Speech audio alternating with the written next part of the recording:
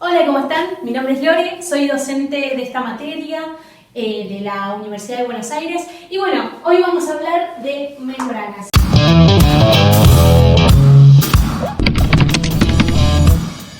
¿Sí? Las membranas biológicas. ¿Alguna vez han tomado, o quizás no, pero han escuchado de personas, compañeros, conocidos, o quizás su pareja, que tome algún tipo de benzodiazepinas? Es muy común igual acá, por lo menos en lo que es Capital Federal, muy común que haya alguna persona que haya tomado, por ejemplo, un Rivotril. El Rivotril es un entre muchas cosas que hace, un ansiolítico. Por ejemplo, baja los niveles de ansiedad.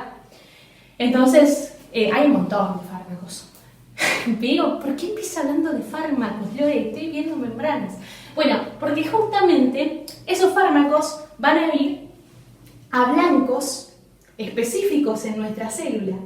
Y esos blancos específicos en nuestras células son proteínas. Y esas proteínas, ¿sí?, son componentes de nuestra membrana celular.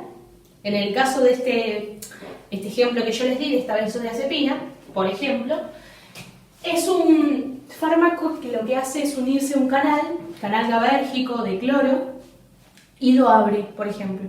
Y hace que ingrese cloro y que esté mucho más tranquilo. Bueno, la cuestión, chicos, que ¿a dónde van? A blancos celulares. Por ejemplo, cuando uno toma un fármaco, quizás esos seguramente vayan a mi intestino y vayan a mi hígado, generalmente van para ahí, o al riñón, y vayan a la primera cara de la célula, que es la membrana, ¿sí? La membrana plasmática, ¿bien? Entonces se va a encontrar con un montón de componentes.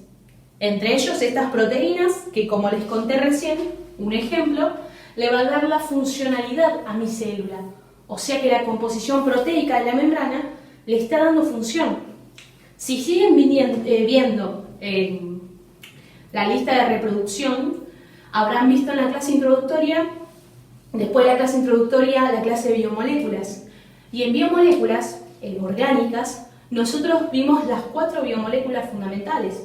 Vimos proteínas, glúcidos, lípidos y por último vimos ácidos nucleicos, donde, repito nuevamente, hay un mínimo error que estaba bajito en la descripción que les hablo de las bases. Porfa, revisen eso. Bueno, la cuestión, que en esa clase de biomoléculas, si no la vieron, véanla por acá, se las dejo por acá. Así que bueno, la cuestión, cuando vimos esas biomoléculas vimos componentes. Vimos proteínas, lípidos, glúcidos. Eso que vimos, fíjense cómo se relaciona, no es que no tiene que ver.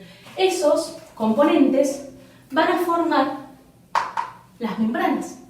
Y la primera membrana es la plasmática, la que yo les decía, la primera cara de la célula, de toda célula, ¿sí? Por ejemplo, ¿nunca vieron alguna vez en un hospital, en una clínica, donde al paciente le dan algún diurético? ¿Te acordás de algún diurético, Junior? Furosemida. Furosemida, ahí está, se me fue, furosemida.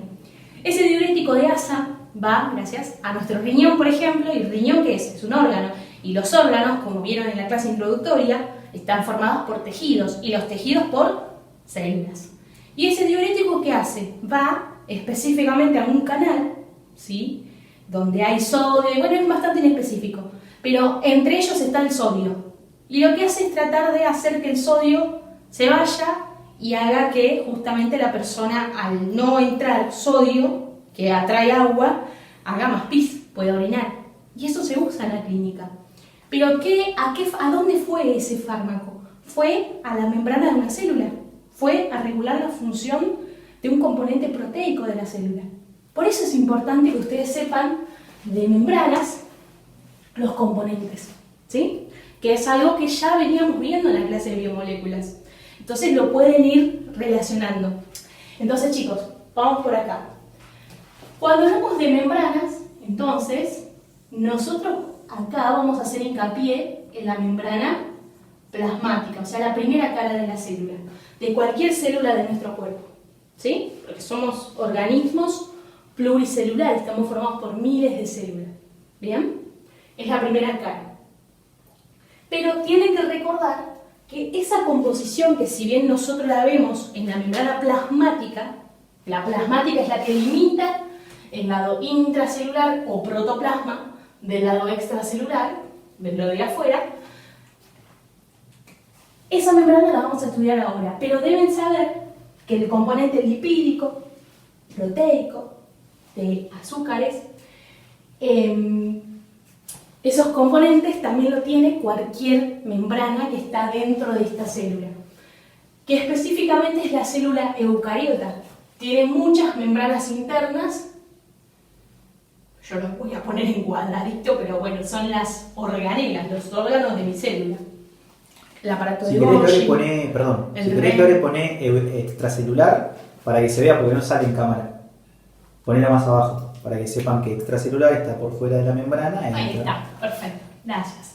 Entonces, estas membranas biológicas están justamente también en esa composición que vamos a ver de la plasmática, también es composición de las membranas de las organelas de nuestra célula, ¿sí?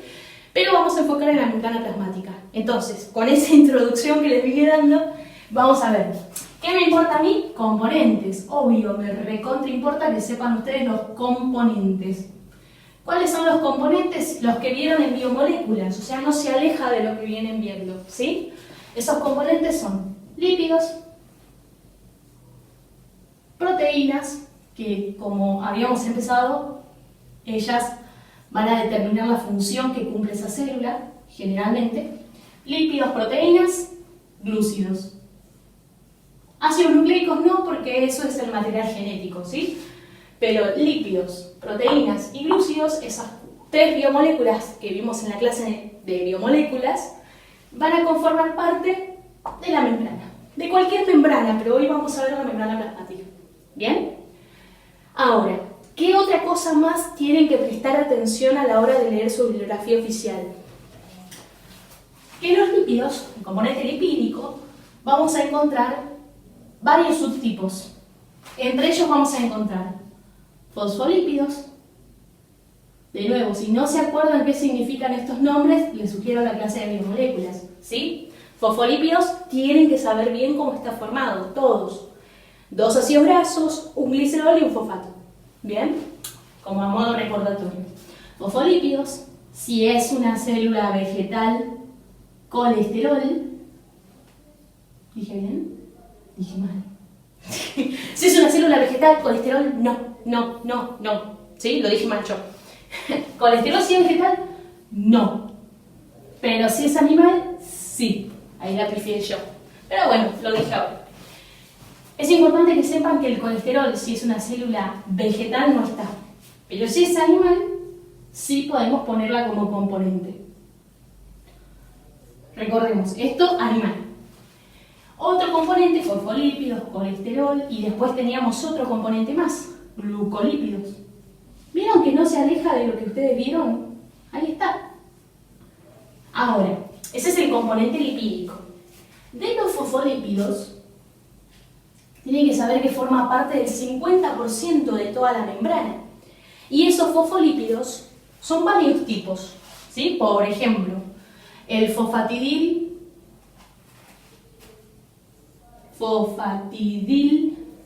inositol. ¿Tengo que saber dónde está ubicado? Sí, sépanlo. La composición de los fosfolípidos en ambas caras de la membrana, ¿sí? Porque van a formar una bicapa, una doble capa, ahí está. La composición de estos fosfolípidos, ¿sí? Va a ser distinta y eso le da la simetría a la membrana, ¿sí? Tenemos fosfatidil-inositol, por ejemplo, que está de este lado, lado de adentro de la célula. ¿Por qué? ¿Y por qué es importante, chicos? Simplemente porque es importante. ¿Y por qué es importante? Porque el fosfatidil-inositol lo vamos a ver en clases posteriores, en videitos posteriores. Vamos a ver que participan en la comunicación celular. Videos posteriores si ustedes quieren, podemos seguir armando. Pero bueno, después, si les gusta, si les sirve, vamos a seguir haciendo más videitos de este tipo. Bueno, fosfatidil-inositol, chicos, está del lado intracelular de la membrana, ¿sí? Se encarga más que nada de participar en la comunicación celular. Y para que la célula reciba señales desde afuera y adentro las emita, Este tiene que estar del lado de adentro, lógicamente. Lado de adentro de la membrana. Otro ejemplo que les puedo dar, ¿no? Hay más, ¿sí? Eso se vio en la clase de lípidos, de fosfolípidos. Hay más. Tienen que saber cómo está ubicado. Inclusive puede que les pongan alguna imagen y sepan ubicarlo. Lo tienen que saber ubicar, ¿sí? Fosfatidilinositol, fosfatidilserina. Fosfatidilserina es otro fosfolípido que está del lado de adentro de la célula, está por acá. Fosfatidilserina. Chicos, si ustedes se acuerdan mal, voy a ser exagerada como siempre lo soy, si se acuerdan que el fosfolípido, fosfatidilserina, está de la cara extracelular, los felicito, me acaban de matar la célula. En serio. Bueno, no, en serio.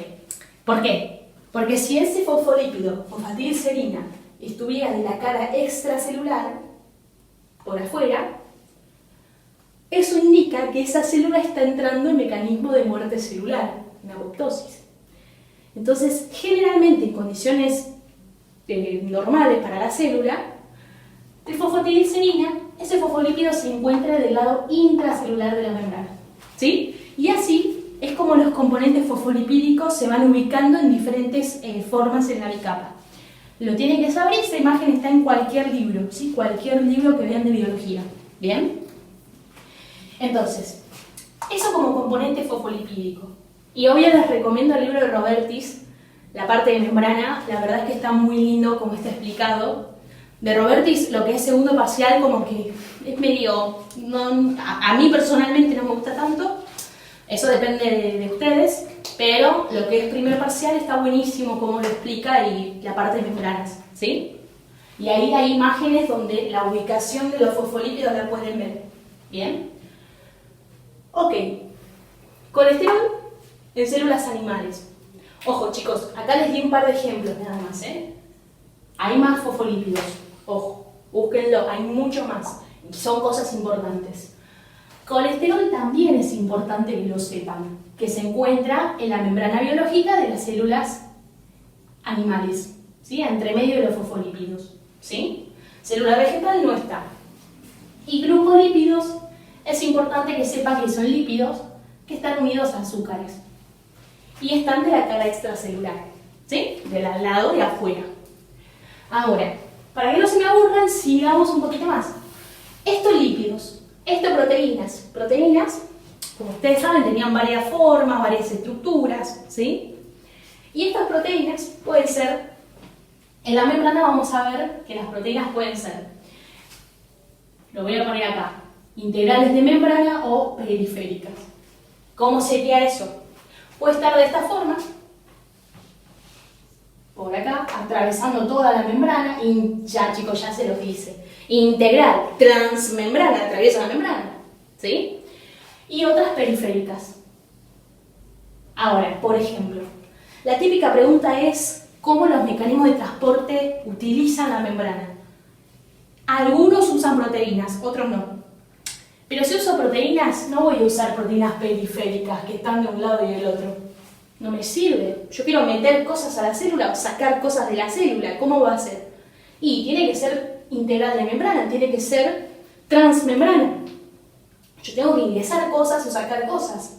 No tiene sentido que fuera periférica, ¿sí? Tiene que ser integral de membrana. Y después tenemos otro componente, los glúcidos. Los glúcidos, principalmente, que deben recordar, el componente de glúcidos, o hidratos de carbono, como quieran llamarlo, es que los glúcidos, principalmente tenemos los poquitos, oligosacáridos. Lo traducimos al español, unos pocos azúcares. Ponemos un lenguaje más bonito, oligosacáridos. Ahí está. Los glúcidos son generalmente, si bien hay más azúcares, pero generalmente oligosacáridos. Los oligosacáridos, si yo tuviera que dibujar una membrana, acá por ejemplo, esto es un glóbulo rojo, ellos se encuentran justo en el lado extracelular de la membrana. Se unen a los lípidos, formando glucolípidos, o a las proteínas, formando glucoproteínas. Bueno, ok, perdón, me tenté. Vas a romper el pizarrón. Mal, por eso. Gluco, lípido, glucoproteína. Ya. No, bueno. Ok, ahora, estos son los oligosacáridos entonces que van a formar el glucocálix. Otro concepto importante, chicos. Glucocálix, como quieran llamarlo también, o glicocálix, es lo mismo. Es lo que está por fuera de la membrana de cualquier célula. ¿Alguna vez se preguntaron de qué grupos sanguíneos son? Deberían saberlo, si no, ojo. Tienen que saberlo, porque si no, después ¿cómo hacen? Si quieren donar sangre. Pero bueno, los grupos sanguíneos, sí, son el grupo sanguíneo A, el B, el AB, el grupo 0. Fíjense qué grupos sanguíneos son. Yo, por ejemplo, soy grupo sanguíneo A. Así que, por ejemplo, ¿no? Si soy grupo sanguíneo A, eso quiere decir que mi glóbulo rojo tiene una glucoproteína A integral en la membrana. Claro, un componente del glucocálix. Una glucoproteína que me está diciendo que soy de grupo sanguíneo A. ¿Cómo se llama esta glucoproteína de membrana? Se llama antígeno A. Antígeno A. Y un antígeno es una sustancia que puede provocar una respuesta inmunitaria. Y de ahí viene el tema de que yo soy grupo sanguíneo A, no puede venir alguien y donarme sangre del grupo sanguíneo B, ¿sí? Entonces, yo voy a tener anticuerpos, que también son proteínas, anti-B, por ejemplo. O sea, no puedo recibir otro tipo de sangre, por ejemplo. Por ejemplo, otro tipo de sangre como el B. Porque tengo esta proteína, glucoproteínas, que es un antígeno A.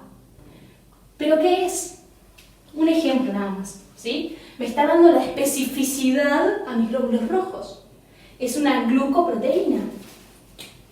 Y resulta, chicos, que las las glucoproteínas, perdón, a veces se me traba la lengua. Las glucoproteínas son componentes de glucocálix, ¿sí? Componentes de glucocálix. No solo glucoproteínas, sino también glucolípidos, también son componentes de glucocálix. Y siempre es importante que sepan que están del lado extracelular, del lado de afuera de la membrana, ¿sí? Y así podemos decir un montón de funciones. Por ejemplo, otro ejemplo más que le puedo dar, de la vida antes de la vida. Allá, por el momento de fecundación, cuando éramos un espermatozoide, sí, puede ser, parte, y el ovocito, ¿no? Cuando estábamos yendo hacia la parte uterina, ¿sí? Específicamente fuimos a la trompa uterina y todo lo demás, cuando empieza a migrar el espermatozoide a encontrarse con el ovocito. ¿Nunca se preguntaron eso? ¿Cómo hacen para unirse? Bueno, el espermatozoide, sí, un ejemplo, ¿no? Lo que hace es reconocer el ovocito, porque el ovocito que tienen, nuestros ovocitos, tienen una glucoproteína, que se llama zona pelúcida, es un montón de glucoproteínas, que hace que el esperma lo reconozca. Ahí tenemos otro ejemplo de función del glucocálix, reconocimiento celular, ¿sí? Bueno, entonces, glucocálix hay mucho más funciones que las deben saber. Funciones. Composición ya dijimos, glucolípidos, glucoproteínas. ¿Bien? Fíjense lo importante que son. Ahora, luego de esto, después de los componentes, cuando estudian membranas, es importante que también tengan en cuenta otros conceptos más en relación a la estructura. El modelo de mosaico fluido. Cuando Singer y Nicholson se fumaron algo y vieron todo como un mosaico. Se les movía todo. No, pero Singer y Nicholson lo que hicieron, literalmente, ellos decían, y lo describieron así, que la membrana no era algo simétrico, algo quieto, sino que era como un mosaico. Era un mar de lípidos donde hay inmersos como iceberg, literalmente lo dice así, como iceberg proteínas. Díganme si no piensan lo mismo que yo. Sospechoso eso, ¿no? Sospechoso. Es raro, algo que las proteínas están inmersas así en un mar de lípidos como iceberg. Así lo describe en el año 1975. Traumada. Me quedé re traumada. Bueno, modelo de mosaico fluido. O sea, me habla de esa composición, ¿sí? Tanto lipídica como proteica que tiene la membrana. Otro concepto importante a la hora de estudiar membranas, chicos. Otro concepto importante. No solo los componentes, el modelo mosaico fluido, también otro componente, no componente, sería regulación de la fluidez de la membrana. Eso ya no es componente. Tiene que ver con los componentes, que ahora les digo. Regulación de la... Prometo comprarme un borrador digno, chicos. Regulación de la fluidez. Ahí está. Si quieren colaborar, pueden hacerlo. Aprovechaba. Un cafecito. Bueno, chicos. Regulación de la fluidez. ¿Cuáles son los factores que influyen en la regulación de la fluidez? Eso también es importante. ¿Y con qué se relaciona? Se relaciona también con los componentes, ¿sí? Por ejemplo, aquellos factores que bajan la fluidez de la membrana, eso los tienen que saber, y aquellos que aumentan la fluidez. Esos tienen que ver más que nada con el componente lipídico más que proteico, ¿sí? Eso también lo pueden relacionar con la clase de biomoléculas, ¿bien? Entonces, con la clase de biomoléculas. Entonces, los factores que disminuyen la fluidez de la membrana son, por ejemplo, ácidos grasos de cola larga, saturados, o aquellos que aumentan la fluidez, ácidos grasos de cola corta, insaturados. Los insaturados, recuerden, eran los que tenían dobles enlaces. O sea, quiero que miren esto. Estos son saturados y largos. Es más difícil que se muevan. Y los insaturados, más fácil, ¿sí? Porque tienen ese acodamiento. Entonces, los ácidos grasos de cola larga son más saturados, disminuyen la fluidez. Los de cola corta, insaturados, lo que hacen es aumentar la fluidez, ¿sí? Mucho colesterol, la baja también, disminuye la fluidez, es otro factor más. Lo hace más rígido. Acá ya no me Sí, queda, no, se está líquido. yendo para... Mucho colesterol. Se está yendo para Lanús. Ok, listo. Si tengo mucho colesterol, bajo la fluidez, porque se hace más rígido.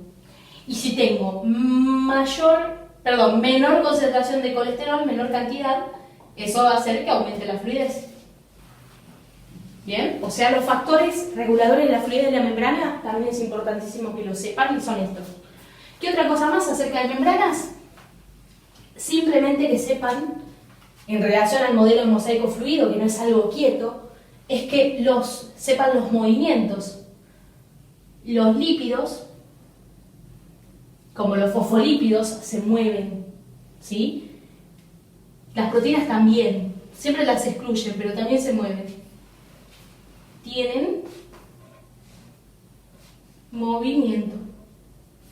Y con esto ya están pero súper bien, ¿sí? Traten de buscarlo, obviamente esto en la bibliografía oficial recomendada por su cátedra o por UA21, si es que están cursando por ahí, pero esta es una base mínima de los componentes de la composición de las membranas, ¿sí? El tema de los movimientos de los lípidos, recuerden, movimiento de rotación, movimiento de flip-flop, que gasto ATP, por ejemplo, para eso, movimiento de difusión lateral, eso lo tienen los lípidos, los fosfolípidos. Mientras que las proteínas se pueden mover, sí, también, pero no así, no se mueven de esa forma, sino que pueden hacer esto, abrirse, cerrarse, por ejemplo. O se pueden mover así, lateralmente, ¿sí? Perdón, tengo muchos movimientos corporales. Entonces, también se mueven, bien, lateralmente, pero los fosfolípidos tienen más movimientos. Y con esto terminamos toda la parte de membranas, ¿sí? Componentes. El próximo video vamos a ver transporte. Hola chicos, ¿cómo están? Vamos a ver transporte. De transportes, vamos a hablar de transporte a través de la membrana, ¿sí? En el video anterior habíamos hablado de que habían varios componentes de las membranas celulares. Entre ellos teníamos a los lípidos, principalmente fosfolípidos, después teníamos un componente glucídico, los oligosacáridos, y después las proteínas, que en esa mini clase comenzamos hablando de que las proteínas le daban una funcionalidad a esa célula. Bueno, acá vamos a ver que las proteínas están implicadas en los dos mecanismos de transporte que vamos a ver a través de la membrana, ¿sí? Uno es el activo y otro es el pasivo. No, en serio. El transporte activo es cuando se gasta mucha energía. Hay gasto de ATP. Si no saben qué es el ATP, vayan al video anterior en donde dice bioenergética. Ahí les hablo del ATP como moneda energética. ¿Sí? Es importantísimo que lo sepan. Cuestión. Transporte activo, gasto energía. Gasto ATP. Transporte pasivo, como le dice la palabra, pasivo, no gasta energía. O sea, no gasto ATP. ¿Bien? Eso primero. ¿Qué más tengo que ver? Bueno, los subtipos de transporte que tenemos. Obviamente que en diferentes bibliografías podemos ver algunas diferencias y esas me las pueden consultar, no hay ningún problema. ¿Sí? No tengan miedo, escríbanos en los grupos de consulta o acá en los comentarios. Pero nosotros vamos a hacer una división clásica, que es la que se suele evaluar y la base mínima que se suele esperar que tengan los alumnos que están cursando CBC, que están cursando 21, por ejemplo, en la UBA, o en alguna otra universidad también, ¿sí? Entonces, en esta materia. Entonces, transporte activo, gasto energía, lo podemos dividir en dos tipos, primario y secundario. Transporte pasivo lo podemos dividir en otros subtipos. La difusión, ya la palabra difusión ya es pasivo, ¿sí? Datito de color, sepan eso. Difusión, pasivo seguro. Bueno, difusión. Hay varios tipos de difusión. Está la difusión simple, o sea que la molécula pasa simplemente a la bicapa sin necesitar una proteína, ¿sí? En simple. Ok. Y otra es la difusión facilitada. De nuevo, chicos, facilitada. ¿Qué te está diciendo? Hay alguien que me está facilitando la salida. En este caso, la difusión facilitada sería, por ejemplo, la puerta. La puerta me está facilitando mi salida o entrada, por ejemplo, ¿no? Bueno, en difusión facilitada hay algo, una estructura que está formando justamente una cavidad que me está permitiendo el paso. ¿Quién es esa estructura que me facilita el paso? Proteínas, las carrier, transportadoras, ¿sí? Que son proteínas integrales de membrana, si no, ¿cómo hago? Imagínense que la puerta esté puesta encima de la pared, eso sería una periférica. Ahora, si la puerta está bien puesta entre medio de la pared, esto es integral. ¿Sí? ¿Me siguen? Está integrada a la pared. Mientras que si estuviera encima de la pared, no es una puerta, eso sería una proteína periférica. Bueno, en este caso las integrales son como la puerta, ¿sí? Están integradas a la pared, a la membrana. ¿Quiénes son? Las proteínas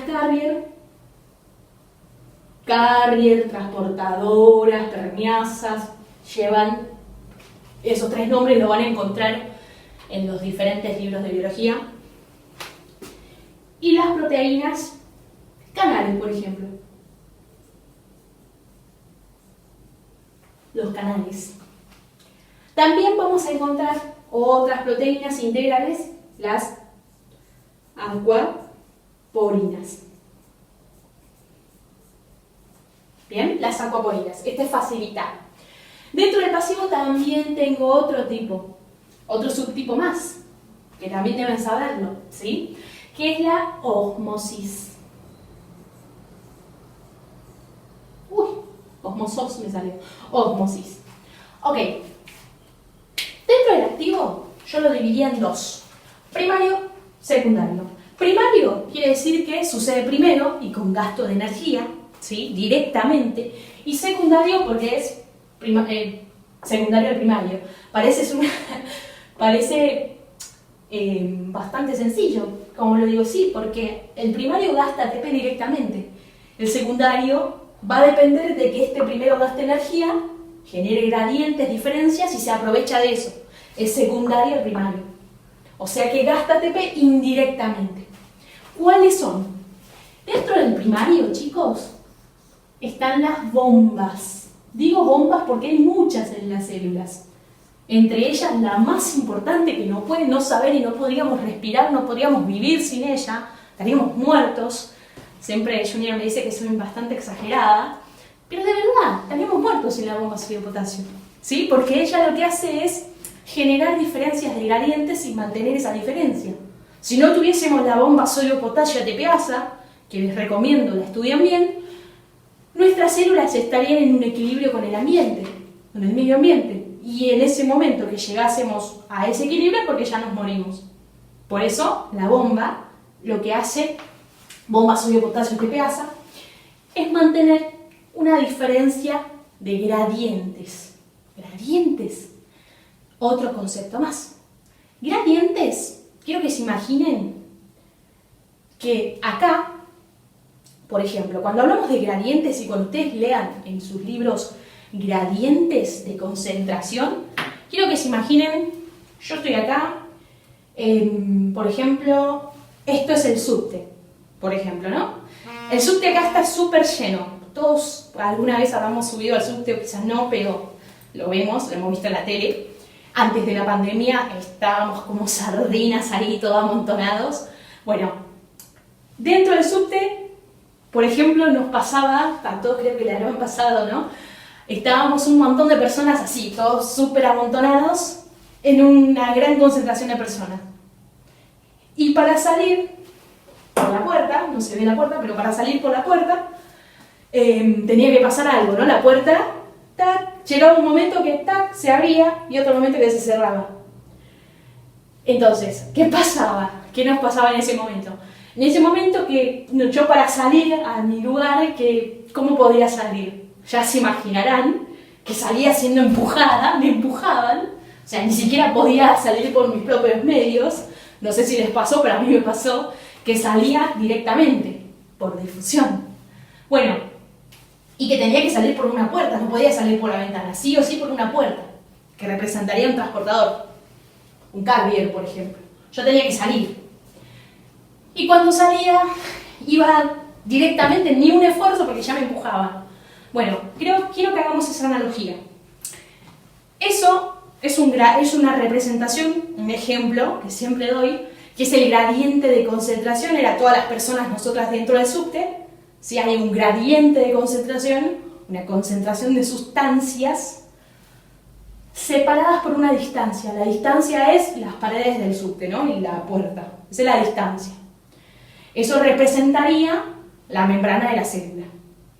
Y yo al salir sin ningún gasto energético porque me están empujando, yo estoy yendo a favor del gradiente. Donde hay un montón de personas, donde hay menos. Las personas están simbolizando ¿qué cosa? La sustancia.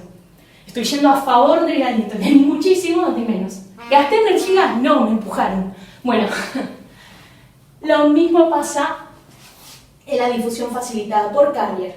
¿Sí? Por ejemplo, que son las proteínas que suelen ser justamente aquellas de las cuales las favorece, ¿sí? el gradiente de sustancias. Las sustancias van a favor de su gradiente, químico. ¿Sí? Ahora, digo químico porque son sustancias como la glucosa, por ejemplo, que salen. Canales también dependen de ese gradiente, ¿sí? De que yo tenga mucha sustancia, por ejemplo, fuera de la célula o dentro de la célula, y que salga sin ningún gasto energético, a favor de gradiente. ¿Sí? Ahora hagamos el caso contrario, que nos pongamos en otro caso. Yo quiero ingresar al subte, antes de la pandemia. Quiero ingresar al subte. Estoy acá, no sé si les pasó, pero a mí me pasó. Quería entrar al subte y estaba todo repleto ese subte. ¿Y qué pasó? Yo me tenía que ir ya a la facultad, entonces agarré y traté de empujar un poquito y acomodarme. Traté de hacer, básicamente, gasté energía, tuve que gastar energía porque estaba recontra ocupado ahí, y meterme. Bueno, ¿cómo estoy yendo? En contra del gradiente. Donde hay menos, estoy yo solita, a donde hay más, está lleno el subte. Estoy yendo en contra de mi gradiente, ¿sí? Entonces, eso como para que se acuerden, en contra del gradiente quiere decir, lo pongamos en un lenguaje más cheto, que las moléculas, gradiente es cuando las moléculas están en diferencias de concentraciones En un lugar hay menos, en otro lugar hay más concentración de sustancias separadas por una membrana, ¿sí? O por un espacio. Eso es un gradiente. Pero bueno, con esas analogías creo que quedó. Y si no, me pueden preguntar cualquier duda, no hay ningún problema. Bueno, la cuestión que yo tener que entrar al SOT ya sería algo activo. Y es así como funcionan las bombas. Como la bomba sodio-potasio, por ejemplo. ¿Sí? Las bombas ATPasas tienen que gastar energía para ir en contra de su gradiente. ¿Cuáles son esos gradientes que debemos saber? Gradiente del sodio y del potasio. ¿Sí? Es importante que ustedes sepan que en la célula, por ejemplo las bombas, en la célula voy a tener por fuera de ella muchísimo, pero muchísimo sodio. Muchísimo. Y por dentro poquito sodio. Entonces, como estoy hablando de un transporte activo por las bombas, el sodio va a salir. ¿Por qué? Porque va en contra de su gradiente, donde hay menos, donde hay más. Y el potasio es al revés. Potasio es muchísimo, por dentro y por fuera es menos. Entonces el potasio va a entrar. Ambas sustancias van en contra de su gradiente. Y yo necesito mantener esa diferencia, que haya mucho potasio adentro, poco potasio afuera. Mucho sodio afuera, poco sodio adentro. Por lo primero que habíamos dicho, si habría un equilibrio, es muy probable que mi célula ya se muera. Yo necesito mantener ese gradiente electroquímico. ¿Sí? Y eso lo doy por las bombas que van en contra del gradiente. ¿Bien? Acá en contra, acá a favor. Transporte activo secundario. El secundario vamos a hablar del transporte acoplado. Es importante que recuerden esto, acoplado. Acoplado, ¿qué dice? Que se acoplan, son dos sustancias que se acoplan para poder atravesar la membrana. ¿Bien? Entonces, transporte acoplado, acá hablamos del sin porte y acá hablamos del antiporte. Es importante que sepan ambos nombres, sin porte o cotransporte. Y antiporte es antiporte o contratransporte. Acá está. ¿Cuál es la diferencia? El secundario usa, bien, gradientes de concentración para poder ingresar dos sustancias en simultáneo o ingresar o sacar, las dos van en la misma dirección, eso es importe. Antiporte, las dos sustancias en distintas direcciones. Por ejemplo, ¿no? Sinporte de la glucosa con el sodio. El sodio va a favor del gradiente. Esto es lo diferente, esto es lo raro. El sodio va a favor del gradiente y la energía de entrada del sodio es aprovechada por la glucosa que va en contra de su gradiente. Pero ambas sustancias van en la misma dirección, sin porte. Si no, repítanlo, si vuelvan para atrás. Antiporte habla de la dirección. Una sustancia entra, la otra sale. Pero la diferencia está en que una va a favor de su gradiente, por ejemplo, y ese gradiente, la energía de entrada del gradiente, es aprovechada por otra molécula que va en contra de su gradiente. Como van en distintas direcciones, antiporte o contratransporte. Y dentro del transporte activo también tenemos, no me entra más, lo voy a poner por acá, al transporte en masa. Acá entraría la endocitosis y la exocitosis. Chicos, endocitosis, la célula tiene que hacer todo esto, moverse entera para endocitar, gasta energía. O exocitosis, eliminar compuesto, también gasta energía. Por eso es activo. Esto es importante que sepan que no me importa el gradiente acá. ¿Sí? En el transporte activo en masa no me interesa el gradiente. Es importante que lo sepan. Imagínense, chicos, algo muy particular. Por ejemplo, una célula del sistema inmune, que son aquellas que endocitan por ejemplo, bacterias para degradarlas, romperlas enteras y las exponen. De verdad, se llaman células presentadoras.